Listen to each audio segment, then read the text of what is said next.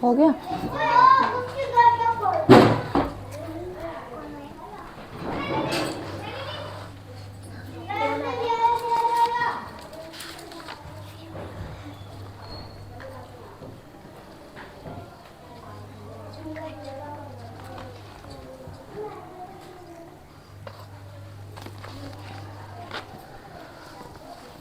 करवा चौथ का व्रत। कार्तिक कृष्ण पक्ष की चतुर्थी को करवा चौथ कहते हैं। इसमें गणेश जी का पूजन करके उन्हें पूजन दान से प्रसन्न किया जाता है।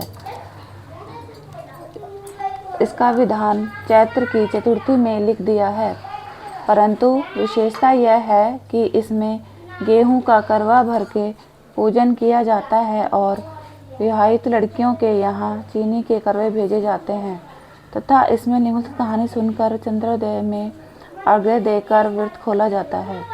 कथा। एक साहूकार के 7 लड़के और एक लड़की थी। सेठानी के सहित उसकी बहुओं और बेटी ने करवा चौथ का व्रत रखा था। रात्रि को साहूकार के लड़के भोजन करने लगे तो उन्होंने अपनी बहन से भोजन के लिए कहा। इस पर बहन ने उत्तर दिया, भाई अभी चांद नहीं निकला है, उसके निकलने पर अर्घ्य देकर करूँगी। बहन की बात सुनकर भाइयों ने क्या काम किया कि नगर से बाहर जाकर अग्नि जला दी। छलनी ले जाकर उसमें से प्रकाश दिखाते हुए उन्होंने बहन से कहा, बहन चांद निकल आया है, अर्घ्य देकर भोजन जीम लो।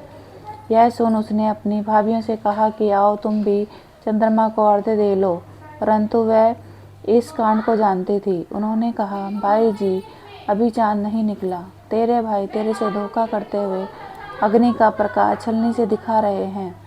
भाभियों की बात सुनकर भी उसने कुछ ध्यान ना दिया। वह भाइयों द्वारा दिखाए गए प्रकाश को ही अर्घ्य देकर भोजन कर लिया। इस प्रकार व्रत भंग करने से गणेश जी उस पर प्रसन्न हो गए। इसके बाद उसका पति सख्त बीमार हो गया और जो घर में तथा उसकी बीमारी में लग गया।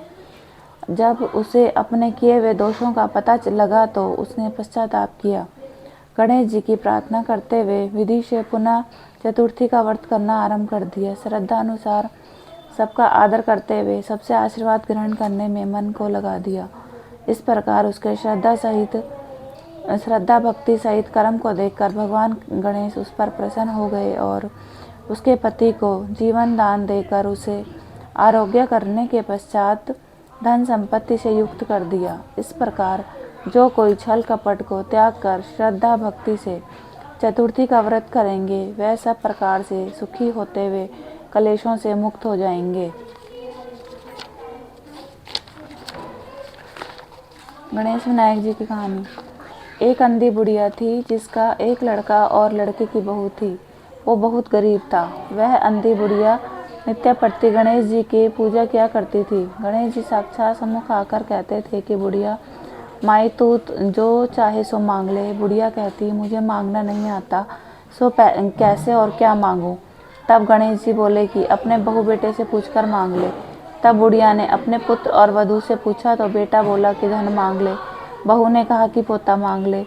तब बुढ़िया ने सोचा कि बेटा बहू तो अपने अपने मतलब की बातें कर रहे हैं, अतः उस बुढ़िया ने पड़ोसियों से पूछा तो पड़ोसी ने कहा कि बुढ़िया तेरी थोड़ी सी जिंदगी है, क्यों मांगे धन और पोता, तू तो केवल अपने नेत्र मांग ले जिससे तेरी शेष जिंदगी सुख से व्यतीत हो जाए। उस बुढ़िया ने बेटा बहू पड़ोसी बात कर घर में भेजा, जिससे बहू